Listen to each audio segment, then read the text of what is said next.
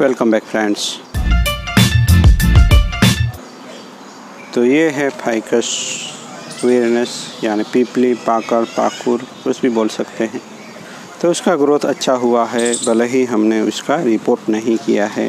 हमने केवल top soil बदली थी और कुछ स्टाइल कर दिया था, यानी चॉपिंग किया था हमने उसका, थोड़ा हार्ड चॉपिंग की तरह, और वायरिंग करके केवल सभी ब्रांचों को दिशा दे दी थी।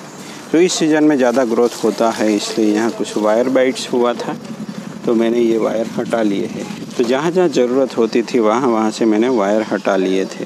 फिर अच्छा ग्रोथ हो रहा है, तो बहुत ही बढ़िया। यहाँ देखिए, यहाँ वाउंड क्रिएट हुआ है और अब यहाँ वायर बाइट ज़्यादा है। तो अगर इस तरह का वायर बाइट हो जाता है तो हमें उसको इमीडिएटली रिमूव करना है।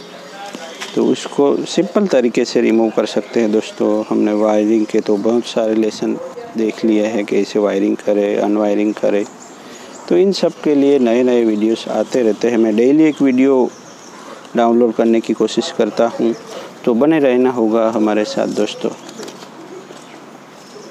तो यहाँ हर एक वीडियो में कुछ नई बात मिलने को मिल सकती है आप लोगों को, जो आपके लिए, अगर आप आगे बढ़ना चाहते हैं या बोनसाई बनाना चाहते हैं तो आपको बहुत काम की होगी। तो छोटी छोटी मगर काम की बातें मैं हमेशा शेयर करता रहता हूँ, तो हर वीडियो ध्यान से देखने की कोशिश करें। आपको कब ये आर्ट आ जाएगा आपको पता भी नहीं चलेगा। आप अपने आप ही काम करते चले जाएंगे और आपको पता भी नहीं चलेगा। तो जहाँ वायर बाइट हुआ है वहाँ हमने वायर निकाल लिए है। आप इस तरह से वायर टंगे हुए ही रहने दे सकते हैं, कोई दिक्कत नहीं। या आपको अच्छे नहीं लगते तो निकाल सकते हैं, क्योंकि जब हम दूसरी बार कहीं वायरिंग की ज़रूरत होती है तो इसी वायर का मैं इस्तेमाल कर लेता हूँ। इसलिए कभी कभी मैं वायर ऐसे ही छोड़ देता हूँ, या आधी ब्रांच में ही अन वायरिंग की ज़रूरत रहती है और पूरी ब्रांच में नहीं, तो फिर वो वायर वहीं टंगा रह जाता है। ये इंटरेस्टिंग चीज़ दिखा रहा हूँ मैं। तो यहाँ और अब जब इस तरह हमारा प्लांट बढ़िया से ग्रो करता है तो कुछ अनवांटेड ब्रांच ग्रो होती ही होती है। तो टाइम टाइम से हमें इन अनवांटेड ब्रांचों को आइडेंटिफाई करना है और निकालते रहना है।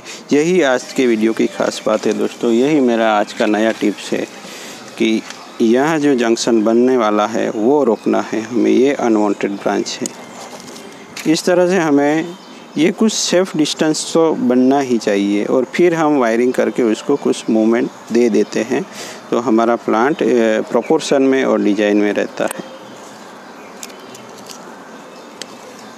और जहाँ फिनिशिंग की ज़रूरत है वहाँ फिनिशिंग, वो भी एक स्पेशल टिप्स हो गई। तो यहाँ वाउंड क्रिएट हो रहा था दोस्तों, देखिए, बट आधा ही हुआ है। यहाँ भी देखिए। तो ये पूरा करने के लिए हमें ये जो पोर्शन है बैक वाला, उसको फिनिशिंग करना होगा। कैसे करते हैं देखते हैं। तो इसके लिए हमारे पास होना चाहिए इस तरह कॉनकेव या क्नॉप कटर हो तो भी चलता है, क्योंकि वो अंदर का मांस निकालता है। तो यहाँ जहाँ भी ठीक लगे हमें इस तरह से ये क्लियर करना है। तो ये भी एक स्पेशल टिप्स रह गया इसके वीडियो की।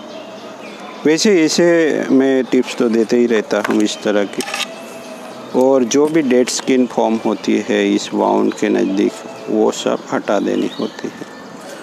और अंदर जो डेड वुड है उसको हो सके तो निकालने की कोशिश कीजिए, किसी भी तरह से, कार्विंग चीज़ल हो या कुछ भी हो।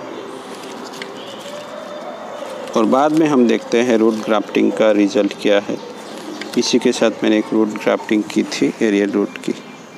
तो इस तरह से अगर मेंटेन नहीं करेंगे प्लांट को तो नेचुरल नहीं लगेगा यहाँ जो वाउंड फॉर्म होगा वो, क्योंकि वो बहुत ज़रूरी है।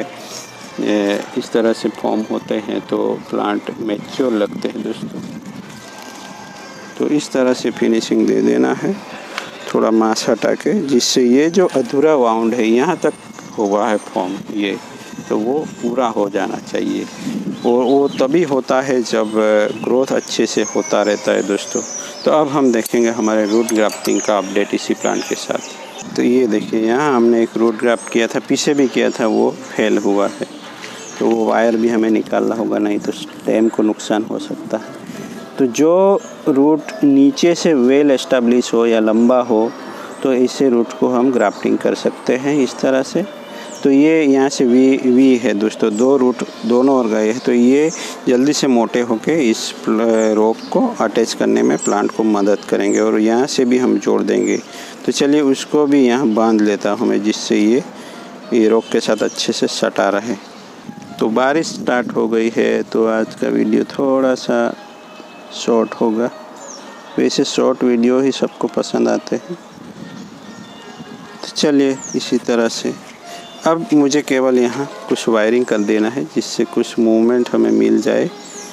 तो चलिए दोस्तों, शॉर्ट वीडियो बनाना यहीं स्थगित करना होगा, वीडियो बनाना, नहीं तो बारिश शुरू हो गई है। और एक सोच दोस्तों, नीचे की ब्रांच थोड़ी पतली है इन अनुपात में, तो उसको मोटा करना होगा दोस्तों। इससे मोटी होगी तो ही ये प्लांट बैलेंस में लगेगा हमें। तो क्या करना होगा, इस ब्रांच को अब जब तक ये बड़ी नहीं हो जाती इस ब्रांचों से, तब तक इस ब्रांच को काटना नहीं है।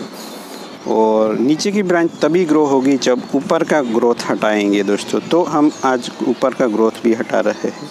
और ये ब्रांच बहुत सी बार टूटी है दोस्तों, फिर भी यहाँ टूटी थी, यहाँ टूटी थी पहले स्टाइल के वक्त, फिर भी ये ग्रो हो रही है। तो ये दोनों ब्रांचों पे ग्रोथ पे हमें पहले ध्यान देना है।